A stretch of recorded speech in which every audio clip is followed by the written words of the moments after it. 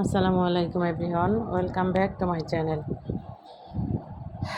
আজ আমি আপনাদের সাথে কোরবানির ঈদের সকালবেলাটা শেয়ার করব। শুরুতেই ঈদ মোবারক, ঈদ মোবারক, ঈদ মোবারক।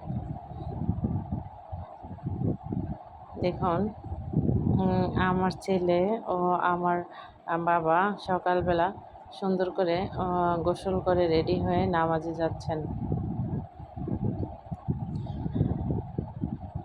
এবার নামাজে যাচ্ছেন। আমার ছেলেকে আমি খাবারের জন্য বললাম, কেননা মিষ্টি মুখ করে যাওয়ার কথা বললাম।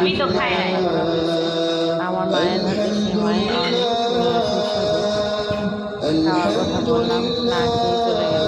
এবার আমার বাবা একটু মিষ্টি মুখ করে গেল।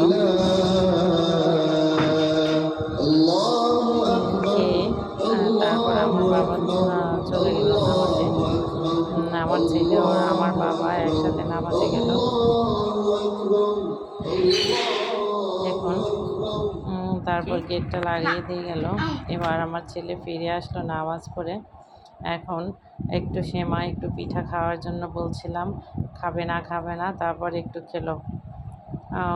বললাম একটু আমার দিকে তাকাও, বললো না তুমি আমার ছবি তোলো, কেন ছবি তোলো না।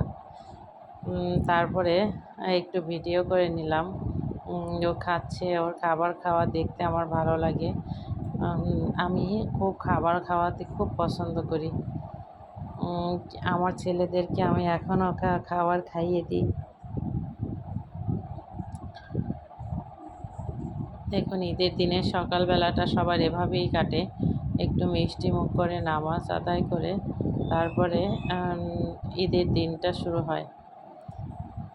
ছেলে খাচ্ছে, আমি ভিডিওটা ফাস্ট করে দিয়েছি, তাই খাবার খুব তাড়াতাড়ি খাওয়া দেখাচ্ছে।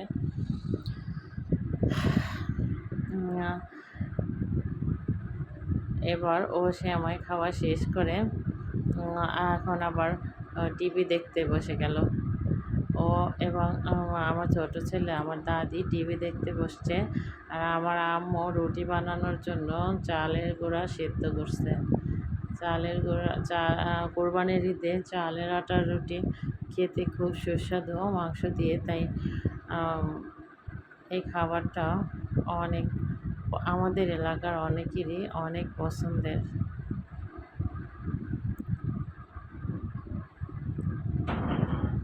এই যে ছেলে এবং আমার দাদি টিভি দেখতে বসে পড়েছে, ওরা টিভি দেখতে বসছে।